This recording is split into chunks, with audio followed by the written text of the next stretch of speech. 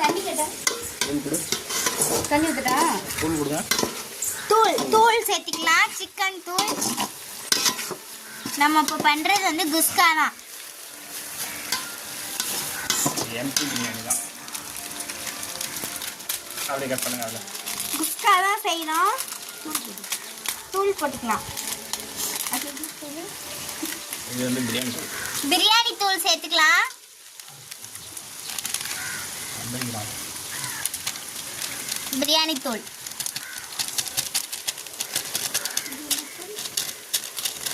அது சிக்கன் தூள். சிக்கன் தூள்.